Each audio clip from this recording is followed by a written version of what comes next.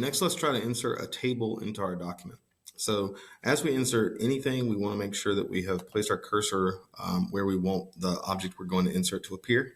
So I'm going to just, since I'm going to make a really large table, I'm going to put it down below my text. So you'll see my cursor is down here. I'm going to go to my insert menu, which is where I found image before. The table is right beneath it. So this has a different kind of insert feature. As I hover over it, I can go to my little array to the right, and I basically highlight the number of cells I want to be in my table, and you can see it grows as I continue to drag. So I'm just going to make one that's like 4 by 3. You can see it automatically makes the table stretch all the way across my document.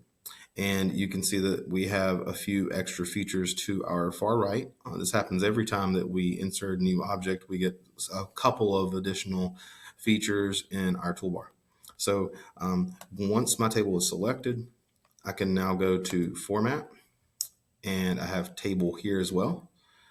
Here's where I can make adjustments. I can insert or delete rows and columns.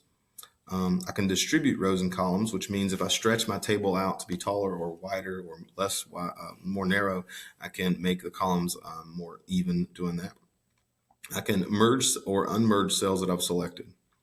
But I want to take a look at table properties as well. When I do that, I get a pop-up menu. I can change what the border looks like.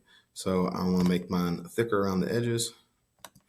I can change the background of the cells.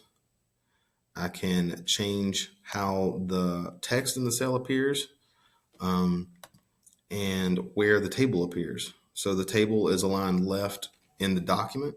The cell alignment is where the text entered into those cells will be aligned. And then I can get really specific about how wide or tall each column or row is. I'm going to leave that as is right now. The next thing I want to do, you can see that I only had that cell selected, so it changed the border around the whole table, but only shaded in that particular cell. The next thing I want to notice is that the cells that I highlight have a drop-down menu in the top right corner. And when I do that, I can define where the border should appear. So right now it's on all the possible walls or borders of the cells, and I can make it only appear around the edge, let's say. So when I do that, I can also access up here in the toolbar ways to change the background color again. Now I have the whole cell selected, so it'll do the whole thing. I can change the border color, the border width, the weight of the lines, or the design of each of the borders.